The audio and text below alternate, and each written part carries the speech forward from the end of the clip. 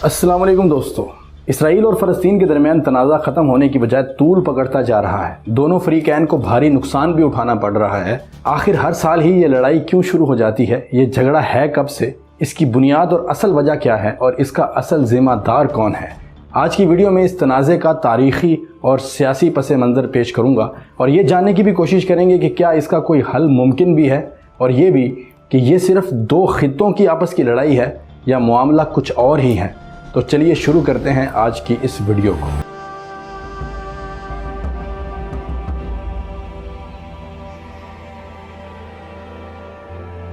दोस्तों, सदियों पुरानी ये कहानी है यरूशलेम शहर की, जो फ़लस्तीन की सरज़मीन में वाक़ है, जो कि एक नहायत मुक़द्दस शहर है। इसे अंबिया इकराम की सरज़मीन भी कहा जाता है। यही वजह है कि ये तमाम इल्हामी मज़ाहिब जो अल्लाह के पैगम्बरों पर यकीन रखते हैं, यानी यहूदियत, ईसाईयत और इस्लाम, तीनों कौमों का मंजूर नज़र है ये शहर यरूशलेम। यरूशलेम के मुतल्लिक दो नहीं तीन नज़रियात रखने वाली कौमों का तनाज़ा है। तीनों मज़ाहिब की इब्तदा एक ही शख्सियत हज़रत इब्राहीम से होती है, जो यहाँ आबाद हुए थे, जिनके दो बेटे थे, हज़रत इस्माइल और हज़रत इसहाक अलैहिस्सलाम। हज़रत इस्माइल ने अल्लाह के हुक्म से अरब की सरज़मीन मक्का मुकर्रमा को आबाद किया था और इसहाक अलैहिस्सलाम यहीं फ़लस्तीन में ही आबाद रहे। इसलिए मुसलमानों के नज़दीक ये दोनों जगह हरम शरीफ कहलाती हैं। हज़रत इसहाक के एक बेटे का नाम याकूब अलैहिस्सलाम था। उन्हीं का लक़ब इसराइल है। इसराइल का मानी है रात का मुसाफिर। उन्होंने एक सफ़र किया था जिसमें आप दिन को छुपे रहते और रात को सफ़र करते थे, जिसकी वजह से आपको इस नाम से पुकारा जाता है, और यहीं से जन्म लिया इस मशहूर नाम इसराइल ने। हज़रत याकूब के 12 बेटे थे, जिनसे 12 कबीले वजूद में आए, और ये 12 के 12 कबीले बनी इसराइल कहलाते हैं। ये कबाइल एक और पैगंबर हज़रत यूसुफ अलैहिस्सलाम के दौर में मिस्र में आबाद हो चुके थे। एक वक़्त था कि मिस्र के बादशाह, जो कि फ़िरौन कहलाते थे, उन्होंने बनी इसराइल को ग़ुलाम बना लिया था और इन पर जुल्म व सितम करते थे। फिर अल्लाह ताला ने अपने एक जलीलुल कदर पैगंबर हज़रत मूसा अलैहिस्सलाम के ज़रिए से इन्हें निजात दिलाई थी। कुरान मजीद की सबसे बड़ी सूरत सूरह बकरा में एक मुकम्मल सिपारे के अंदर इस कौम का, यानी बनी इसराइल का खसूसी तौर पर जिक्र किया गया है, और इन पर नाज़िल होने वाली नेमतों और उसके बदले में इनकी नाशुक्रियों का भी जिक्र है। अल्लाह ताला ने इस कौम पर जहाँ अपनी बेशुमार नेमतें नाजिल की, वहीं इनके पास एक बहुत बड़ी नेमत थी, एक संदूक की शक्ल में, एक ताबूत की शक्ल में। इस ताबूत का जिक्र कुरान मजीद में भी मिलता है। इसे ताबूत सकीना या the arc of the covenant भी कहा जाता है। इस ताबूत में अंबिया इकराम अलैहिमुस्सलाम के तबर्रुकात रखे गए थे। इस संदूक को अल्लाह ताला ने इस कौम की फतह व शिकस्त का सबब बनाया था। इस आर्क में तौरात का असल नुस्खा, हज़रत मूसा और हारून अलैहिमुस्सलाम का असा मुबारक, आसमान से इस कौम के लिए जो मन्नो सलवा उतरता था उसमें से मन का एक टुकड़ा और दीगर चीज़ें शामिल थीं। इस ताबूत की दुनिया भर में बहुत शोहरत थी, लिहाजा कई दफ़ा इस संदूक को चुरा भी लिया गया था। फिर एक पैगंबर हज़रत शमूएल अलैहिस्सलाम के दौर में बनी इसराइल ने मुतालबा किया कि हम में कोई बादशाह नहीं है, लिहाजा हम में से एक बादशाह मुकर्रर किया जाए, जिस तरह मिस्र और बाबुल के बादशाह होते हैं, और फिर हम अल्लाह के दिए हुए निज़ाम को सही तरीके से फॉलो अप कर सकेंगे। तो अल्लाह ताला ने तालूत नाम के एक शख्स को इन पर बादशाह मुकर्रर करने का हुक्म दिया। इस फैसले से बनी इसराइल बहुत ज़्यादा हैरान और परेशान थे, क्योंकि बनी इसराइल के बड़े बड़े सरदारों को पीछे छोड़ दिया गया था और एक आम आदमी को इनका बादशाह मुकर्रर किया गया था। इस पर एतराज़ करते हुए उन्होंने मुतालबा किया कि अगर इसे अल्लाह ताला ने ही बादशाह मुकर्रर किया है तो फिर हमें इसकी कोई निशानी भी दिखाए। उस वक़्त बनी इसराइल से ये ताबूत, जिसे ताबूत सकीना कहा जाता है, ये गुम हो चुका था। तो अल्लाह ताला की निशानी के तौर पर तालूत ने इस ताबूत को उनके सामने हाजिर कर दिया, और इस बात से खुश होकर बनी इसराइल ने तालूत को अपना बादशाह मान लिया। तालूत के दौर में उनके दुश्मनों में से जालूत नाम का एक जालिम, जाबिर और ताकतवर शख्स था, जिसके बारे में ये मशहूर था कि उसका कोई भी मुकाबला नहीं कर सकता। तो बादशाह तालूत ने एक इनाम मुकर्रर किया कि जो शख्स जालूत को कत्ल करेगा वो मेरा जानशीन ठहरेगा, यानी मेरे बाद वो बादशाह होगा। बनी इसराइल में एक नौजवान लड़का जिसका नाम दाऊद था, उन्होंने जालूत का मुकाबला करते हुए उसे ढेर कर दिया, और इस तरह वो दाऊद, जिन्हें अल्लाह ताला ने पैगंबर के मनसब पर भी फाइज किया और उन पर अपनी किताब ज़बूर भी नाजिल की, वो तालूत के जानशीन मुकर्रर हुए थे। हज़रत दाऊद अलैहिस्सलाम के बाद उनका बेटा हज़रत सुलेमान अलैहिस्सलाम उनके जानशीन बने। सुलेमान अलैहिस्सलाम वो पैगंबर थे जिन्हें अल्लाह ताला ने ऐसी बादशाहत अता की थी कि जिन जैसी बादशाहत ना उनसे पहले और ना उनके बाद किसी को अता की गई। وہ انسانوں کے ساتھ ساتھ جنات اور تمام جانداروں پر حکومت کرتے تھے اور اللہ کے حکم سے ان کا تخت ہوا میں اڑتا تھا۔ اس دور میں بھی تابوت سکینہ کی حفاظت کا مسئلہ پیش تھا، لہذا اس مسئلے کا مستقل حل نکالنے کے لیے حضرت سلیمان علیہ السلام نے یروشلم شہر میں ایک ٹیمپل تعمیر کیا، جسے ٹیمپل ماؤنٹ یا ہیکل سلیمانی بھی کہا جاتا ہے۔ اس ٹیمپل میں اس مبارک تابوت کو محفوظ کیا گیا تھا اور یہ وہی جگہ تھی جسے آج یروشلم کہا جاتا ہے۔ یہ ٹیمپل حضرت سلیمان علیہ السلام کے دور میں یعنی حضرت عیسیٰ علیہ السلام سے 1047 سال پہلے تعمیر کیا گیا تھا۔ 586 قبل مسیح میں بابولینز نے اس ٹیمپل کو بری طرح سے تباہ کر دیا تھا اور یہاں سے تابوت سکینہ بھی غائب کر دیا تھا۔ بعد میں پرشینز نے اس ٹیمپل کو دوبارہ بنوایا تھا، لیکن اس کی بنیادیں چونکہ بری طرح سے تباہ ہو چکی تھیں تو یہ نہیں کہا جا سکتا تھا کہ یہ بالکل انہی بنیادوں پر تعمیر کیا گیا تھا، اس لیے اسے سیکنڈ ٹیمپل کا نام دیا گیا۔ اس کے بعد رومن امپائرز نے دوبارہ اس سیکنڈ ٹیمپل کو بھی ختم کر دیا تھا اور اس کی صرف ایک دیوار بچ گئی تھی، جسے آج ویسٹرن وال یا دیوار گریا کے نام سے یاد کیا جاتا ہے۔ یاد رہے کہ یہ وہ ویسٹرن بینک نہیں ہے جس پر آج جھگڑا چل رہا ہے، اس کا میں آگے چل کے ذکر کروں گا، بلکہ یہ ایک اور دیوار ہے۔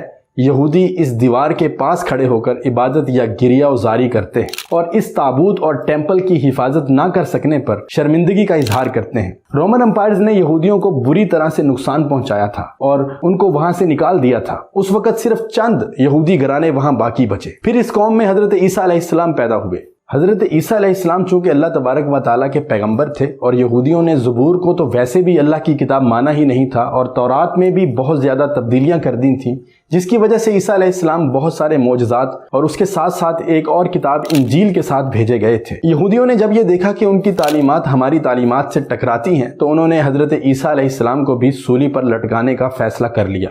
اپنی طرح سے یہودیوں نے حضرت عیسیٰ علیہ السلام کو سولی پر لٹکا دیا تھا اور آج عیسائیوں اور یہودیوں کا یہی ماننا ہے کہ عیسیٰ علیہ السلام کو پھانسی دے دی گئی تھی، لیکن اسلام کے آخری پیغمبر حضرت محمد صلی اللہ علیہ وآلہ وسلم کے ذریعے اللہ تبارک و تعالیٰ نے یہ بتایا کہ عیسیٰ علیہ السلام کو پھانسی نہیں ہوئی تھی، بلکہ اللہ تبارک و تعالیٰ نے معجزاتی طور پر انہیں آسمانوں پر اٹھا لیا تھا اور وہ قیامت کے قریب دوبارہ اس زمین پر بھیجے جائیں گے اور اب یقیناً ان کے آنے کا وقت بہت قریب آ چکا ہے۔ بہرحال عیسیٰ علیہ السلام کے چند حواری جو بچے تھے انہوں نے عیسیٰ علیہ السلام کی تعلیمات کو پھیلانا شروع کیا اور جوں عیسائیت پھیلتی چلی گئی ویسے ویسے یہودیوں کے خلاف نفرت بھی بڑھتی چلی گئی، کیونکہ انہیں عیسیٰ علیہ السلام کا قاتل تصور کیا جاتا تھا۔ رومن امپائرز میں کنگ ویلرس نام کا ایک بادشاہ تھا۔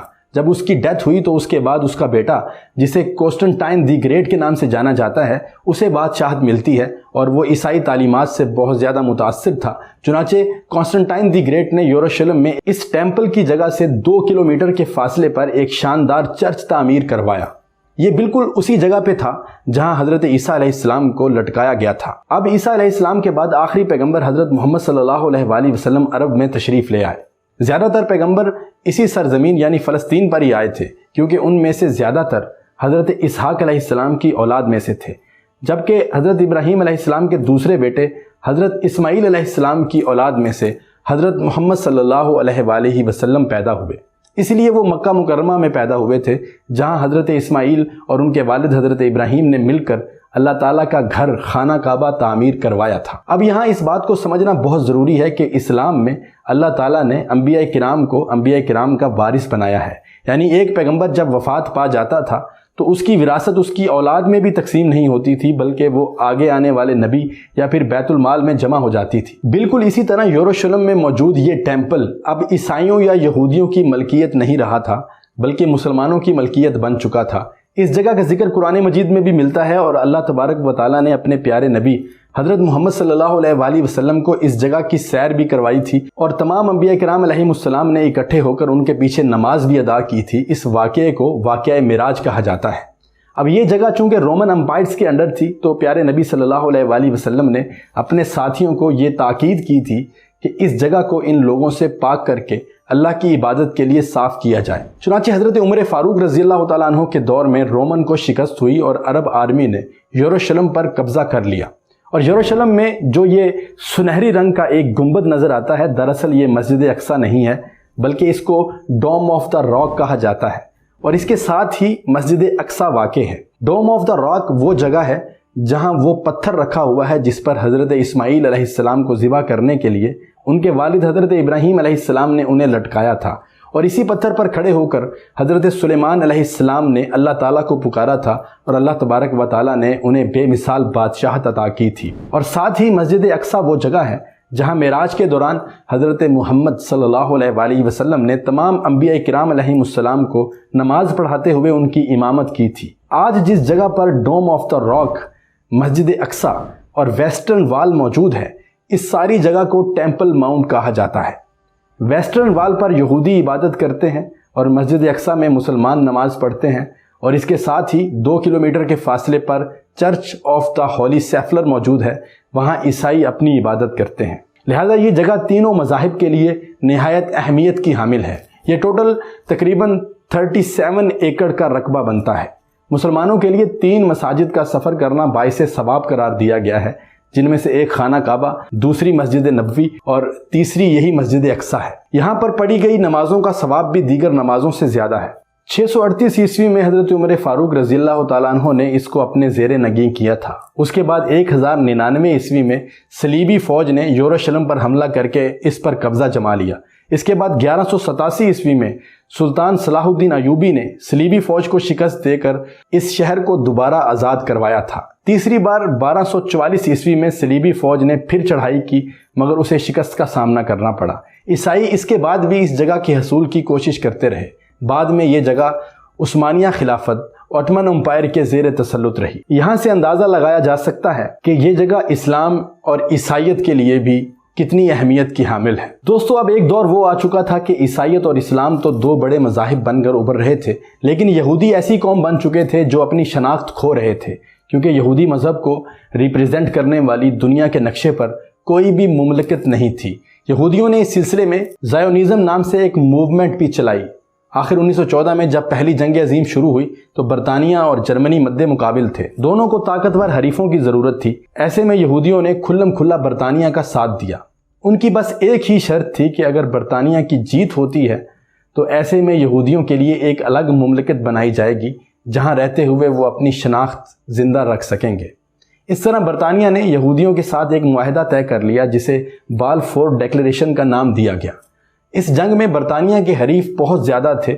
U S S R, Jews اور خود برطانیہ بھی بہت بڑی طاقت تھی، لہٰذا یہ جرمنی کو شکست دینے میں کامیاب ہو گئے۔ جرمنی کی ایک واحد حریف عثمانیہ خلافت تھی۔ اس طرح جرمنی کے ساتھ خلافت عثمانیہ بھی زوال پذیر ہونا شروع ہو گئی۔ 1918 میں جب ورلڈ وار ختم ہوئی تو برطانیہ نے اپنے وعدے کے مطابق ایسٹرن یورپ سے یہودیوں کو فلسطین میں مائیگریٹ کرانا شروع کر دیا، کیونکہ یہودیوں نے اپنے لیے یہی جگہ مخصوص کی تھی۔ یہودیوں کو وہاں آباد کرنے میں برطانیہ کے اپنے مفادات بھی شامل تھے۔ اب ایسا بھی نہیں تھا کہ برطانیہ وعدوں کا بڑا پاسدار تھا، کیونکہ جب اس کی جرمنی سے جنگ شروع ہوئی تو خلافت عثمانیہ کے جرمنی کا ساتھ دینے کی وجہ سے مسلم ممالک سے فوجیں عثمانیہ خلافت کا ساتھ دینے کے لیے روانہ ہونا شروع ہوئی تھیں۔ تو برطانیہ نے ان کے ساتھ بھی معاہدہ کیا کہ ہماری جنگ جرمنی کے ساتھ ہے، اگر جرمنی کو شکست ہوتی ہے تو ہم تمہاری خلافت کو ذرا بھی نقصان نہیں پہنچائیں گے۔ اس معاہدے کے بعد بہت سارے ممالک نے برطانیہ کے خلاف جنگ نہیں لڑی تھی، مگر فتح کے بعد انہوں نے اپنے وعدے کی خلاف ورزی کرتے ہوئے عثمانیہ خلافت کو بھی برطرف کر دیا تھا۔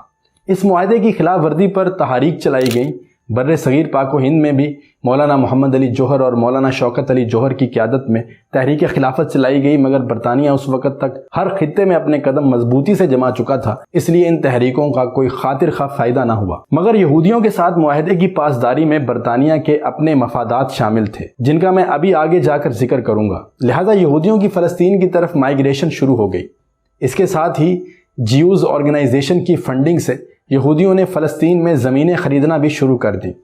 اس سے پہلے یہاں صرف 25,000 یہودی آباد تھے اور 5 لاکھ کے قریب مسلمان، لیکن 1918 عیسوی تک یہودیوں کی تعداد 85,000 تک پہنچ چکی تھی۔